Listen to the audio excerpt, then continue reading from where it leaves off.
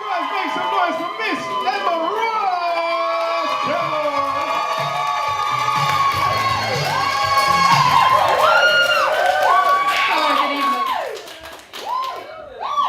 Just rearrange the set. We're being recorded, we've got to look good. So hello, good evening. What I really, really desperately want to say is, hello Camden! I'm guessing you're all having a pretty good night. Recovering from your pretty busy weeks? Excellent, because I have had a pretty hectic week myself. On Monday, I had a whole day of work. Tuesday, another whole day of work. Wednesday, a whole day of quite a heavy lunch. Thursday, quite a heavy hangover. And today, I was attacked by a squirrel. Now, I was just walking along and all of a sudden I'm being pelted from behind by what I can only imagine is some half-digested, I really don't know what. But anyway, I had no idea what was going on, and it was not on, quite frankly. It wasn't like I was selling little maps to this little squirrels where he kept his nuts. No, I just wasn't happy. But I'm quite often misunderstood, not only by squirrels, but also by, for example, my fellow womankind. Not many times, but occasionally enough to be flattering, probably. I've been asked if I'm a lesbian. To which I do that, laugh. Because I'm not. So, I let them down gently, and as I watch them walking off, slightly embarrassed, I'm not embarrassed to say myself, I give them just a little bit of a look up and down. Just in case, because you never know. You never know how it goes. Well, you do. But what really upsets me is when I'm mistaken for a feminist. And this is generally by the men. I don't know what kind of vibe I'm giving out. I don't know. Maybe I have the look of Jermaine Greer about me. I really hope that's not the case. But what I am going to do to the next man who asks me that specific question is go back and adopt an old Egyptian technique of testicle removal. Now, I don't know if you guys can remember your Egyptology from primary school, but the way that the Egyptians removed the internal organs is getting a big hook, going in through the nose, down through the body, and just taking out what they want. So my advice is, don't accuse me of being a feminist. But one thing I'm not going to deny is the fact that I am super middle class. I'm a little bit like a Primark dress, but with Chanel styling. Oh, thank you very much. I grew up in a little market town called Grantham, which is very lovely. I went to an all-girls grammar school. I passed my 11+. We were so posh there that we didn't learn to play the ocarina in music classes. We learned to play the ocarina. Now, the ocarina, I don't know, does anyone know what one of those is? Yeah. Oh, yeah, I'm not talking to you. I heard you earlier. An ocarina is a little whistle with 6 little holes, and you blow it quite gently, and it's all very lovely. An ocarina is pretty much the exact opposite of that. It's absolutely massive. Some might say it's pretty much the size of a killer whale. The ocarina. We had a whale of a time playing those. Now, the girls that were really good at playing the old orca were then allowed to move on to the blues. But we were of a certain age by then, and the naughty girls in class were far more interested in the sperm.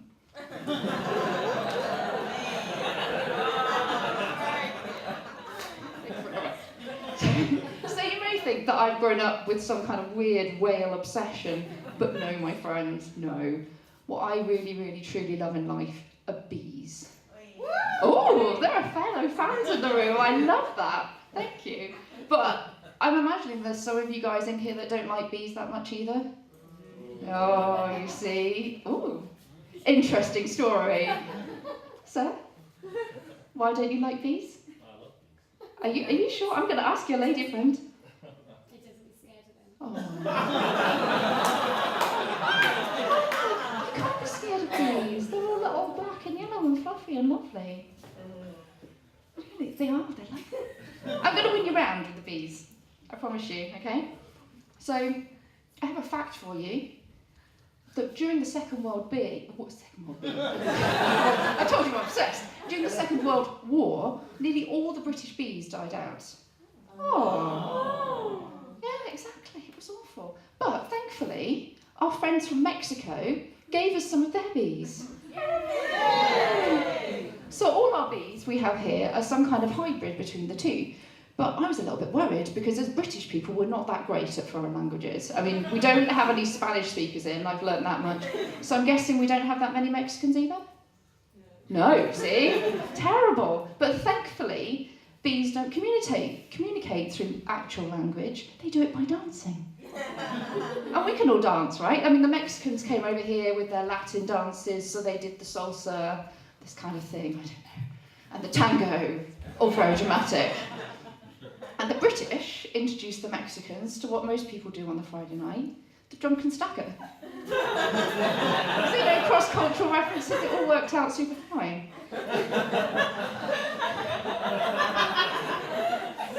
You're very nice.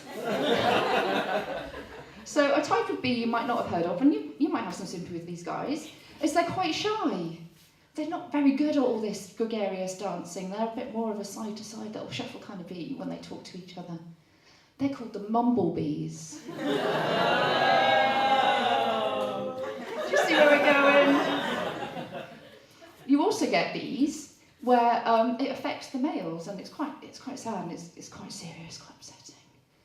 They're affected in their testicular region. I was going to say it's quite painful for them, but it's not, because they're the numblebees. But my favourite bees of all, and you've got to love these ones, okay? Again, really cute, really fluffy, little yellow black stripes. And they're very good for the environment. Do you care about the environment, sir? Excellent, he cares. They're fantastic for the environment. They keep where they live spotlessly clean, and bizarrely, they live underground. Okay, so these bees are found in South London, in Wimbledon, on the Common. It's the Womblebees! But, as it's clear, there are some guys that just don't like the bees. Crazy, crazy, crazy. For example, I would imagine that a Daily Mail reader would not like the bees. Immigrants coming over here, taking our nectar. I mean, what's going on there? Shouldn't be allowed. And also the whole stinging thing. I think I know why they sting. I think when you understand, I mean, to understand is to accept, and you know, and then we can all move on. So their stings, it's like being a suicide bomber. No, bear with me, okay? You're a bee, you're flying around, you're stinging people indiscriminately for your cause, because they die, the poor bees, after that. They've not told us what their cause is.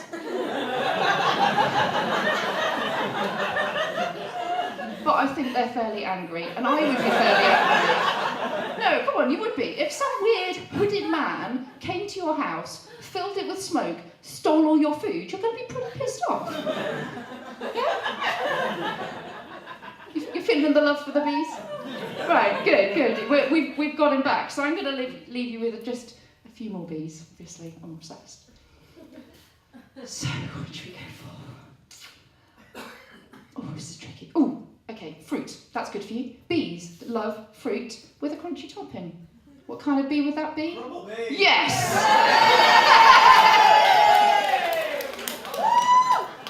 Okay, now someone who isn't my work colleague. What kind of bee likes to dig? A JCB. And these ones you should look out for on your way home tonight, ladies and gentlemen. They're the undead bees. Anyone? Zombie. Yeah! Thank you very much, guys. I've been memorized.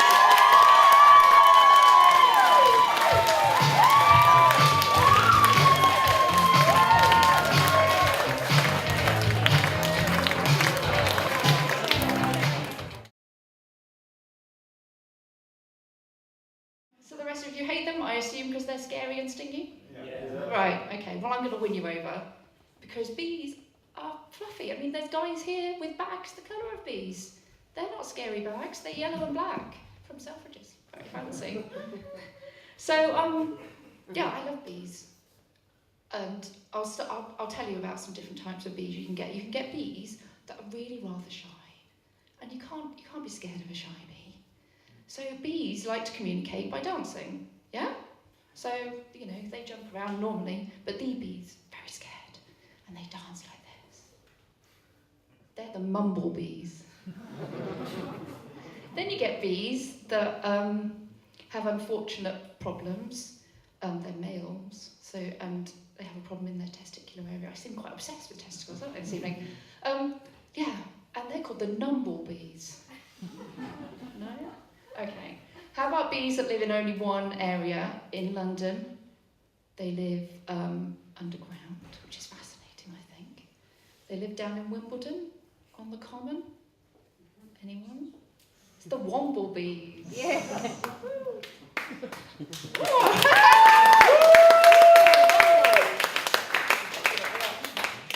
But to redress this whole bee sting thing issue, I think I've worked out why they do it.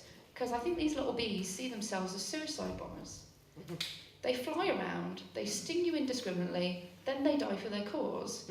But the mistake they've made is they've not yet told us what their cause is. But I think I know what it might be.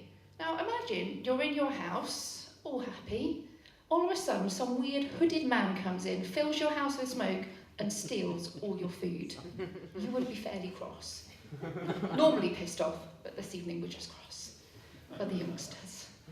So, yeah, that's what I think is going on with the stingy bee thing. So now, you know, to understand, you can learn to forgive them. We just need to remind them before they sting us to tell us why.